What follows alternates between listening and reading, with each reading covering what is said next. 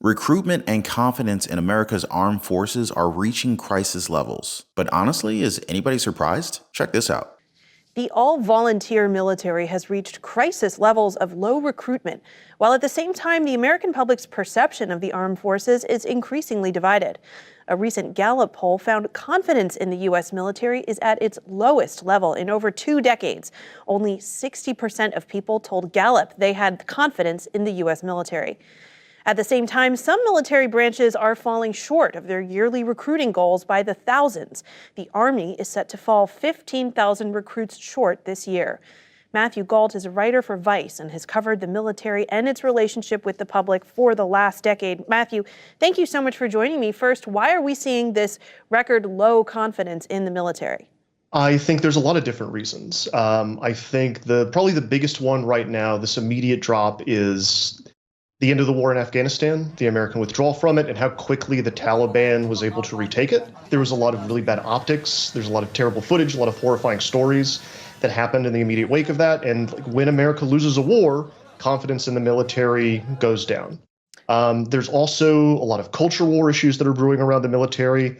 And only 1% of the American population serves in the all-volunteer force, and that creates a disconnect, especially over the last 20 years. I think the young people woke up and realized that people are just glorified pawns in the Army. They just squeeze you dry and then spit you out. I think we've all seen it. The sheer numbers of vets left by the wayside after their service and struggled with so many issues. It's all just astounding. Let me know if you guys agree. You know how desperate the Army may be getting as thousands of teens are being pushed into the military's Junior R.O.T.C or JROTC programs taught by military veterans at some 3,500 high schools across the country. They're now supposed to be elective, and the Pentagon has said that requiring students to take them goes against its guidelines. But reports found that thousands of public school students were being funneled into classes without ever having chosen them, either as explicit requirements or by being automatically enrolled. A review of JROTC enrollment data collected from more than 200 public school records showed that dozens of schools have made the program mandatory or steered more than 75% of students in a single grade into the classes,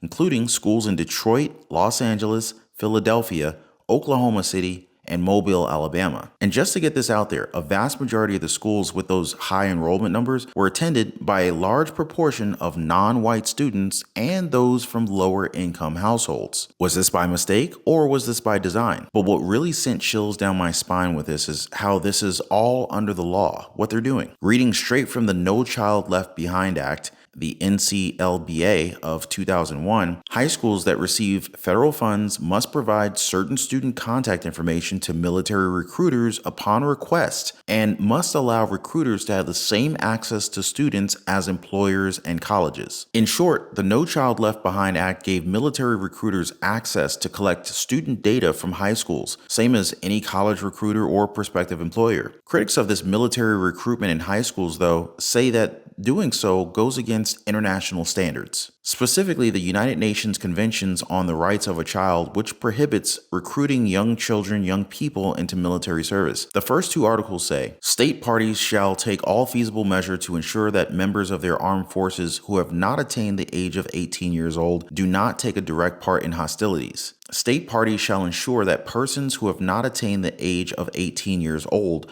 are not compulsorily recruited into their armed forces. And it's not hard to see why Gen Z and other young people are saying no to the Army, especially when you see the headlines like this one. U.S. defense contractor CEOs see profit opportunity in Israel-Hamas war. The stock prices of major defense firms in the U.S. rose after Hamas attacked Israel. Defense contractors Lockheed Martin, Northrop Grumman, and RTX, formerly Raytheon, all mentioned the potential business opportunities of the Israel-Hamas war on their recent earnings calls with investors. Biden requested an additional $106 billion in military funding for both Ukraine and Israel on October 18th. If approved by Congress, Some of the money would be used to restock Israel's Iron Dome rocket defense system, which RTX manufactured. According to their CEO, really, across the entire Raytheon portfolio, you're going to see a benefit of this restocking, on top of what we think is going to be an increase in the DoD top line. We're talking about the Department of Defense here. So yeah, it's hard to sign up when there's conflicting interests in keeping war going, you know? Like my friends who were in service tell me, don't die for a country that doesn't care about you. This whole thing gets deeper, guys. Just make sure you're always subscribed and have that notification bell turned on. Thanks for always watching and for always lighting up that like button for us. The role of JROTC in U.S. high schools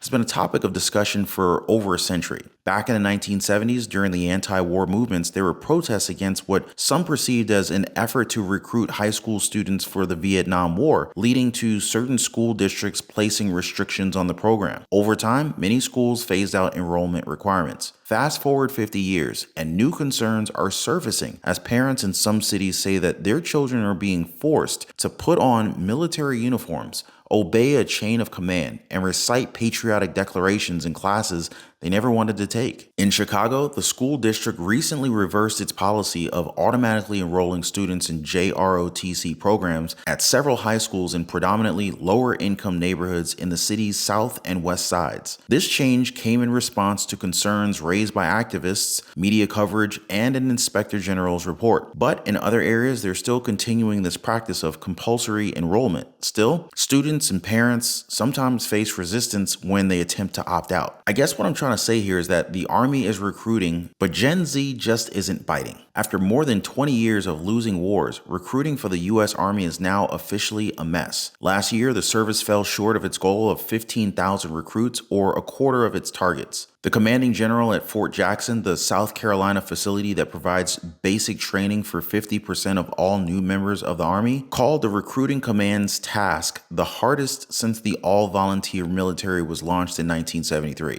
Things have gotten so bad that the Army's leaders put in $1.2 billion for recruitment incentives and related initiatives. Those initiatives include enlistment bonuses of up to $50,000 and promotions of young enlistees who successfully bring in new candidates. Women recruits can now wear their hair in ponytails, and regulations have updated to permit small, inconspicuous tattoos in places like the back of your ear.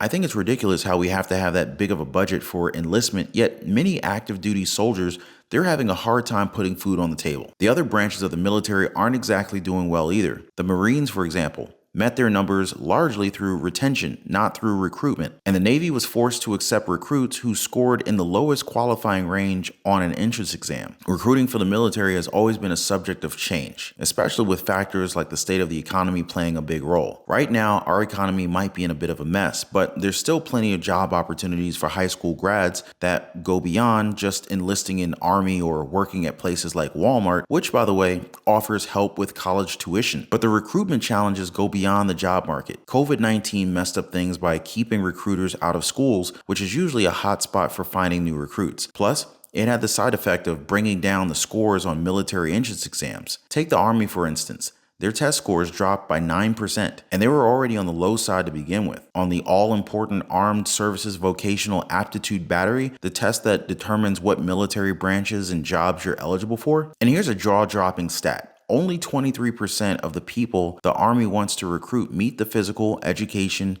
and mental requirements to enlist. And then there's what we can call patriotic duty gap. We're not officially in any major wars right now, though the global war on terror, even if it's not officially called that anymore, it's still a thing. With no major events like 9/11 to rally around, and with the messy U.S. military withdrawal from Afghanistan in 2021, and lots of rethinking about the Iraq invasion, Washington is pretty wary about jumping into another conflict. Sure, we're sending loads of weapons and support to Ukraine and Israel, and there's still over 900 U.S. troops actively doing their thing in Syria with occasional incidents like drone strikes and all. But these missions, along with similar ones in Iraq, Niger, Somalia, and various other spots in Africa, don't often make it into the headlines unless something really bad goes wrong. So they're not exactly making for exciting recruitment material. According to Major General Alex Fink, Chief of Army Enterprise Marketing, they see the Army as revered, but not relevant in their lives. What do you guys think? Is this accurate? Let me know your thoughts in the comments down below. So now, what's a U.S. Army recruiter to do? 3 senior Army leaders reached a similar conclusion when they visited high schools nationwide recently to learn why enlistment was so dismal. They came away repeating the usual litany of problems: tight job market, pandemic barriers, unfitness of America's youth, resistance from schools, and especially a lack of public information about the benefits of an Army career. But what if it's not too little information, but more about having too much of it? You see, even if there's not as much news about military and veteran stuff in the media, the younger generations these days are pretty clued in about the downsides of signing up for the military. Gen Zers who've grown up in a country that's been in some form of conflict pretty much forever have a truckload of information right at their fingertips. They can watch videos, read personal accounts, dive into war movies and novels, and come across some rather concerning stats about stuff like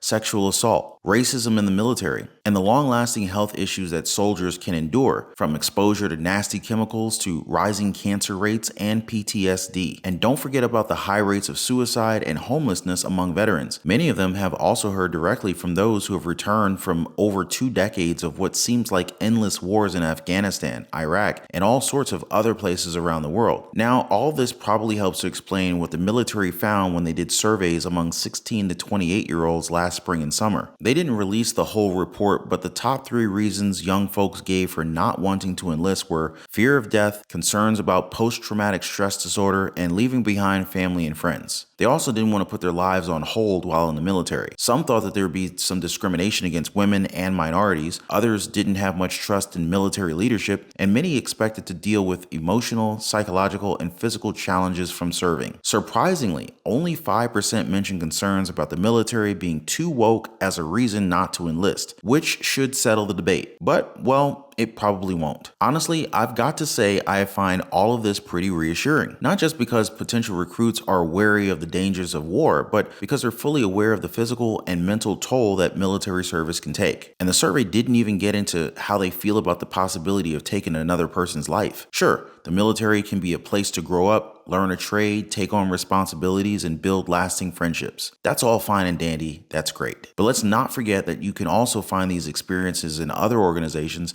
that don't involve weapons and killing, that don't take you through hell and back. Just imagine for a moment if our government shifted its focus away from these never-ending wars and invested a good chunk of the military budget into whatever your preferred institutions are: education, social security, jobs, and what have you. We'd be in a whole different world. Maybe this generation of potential soldiers has already figured that out and will someday make it a reality. But what do you guys think? Let's keep the conversation going and pick this up again in another video. I'll see you guys there.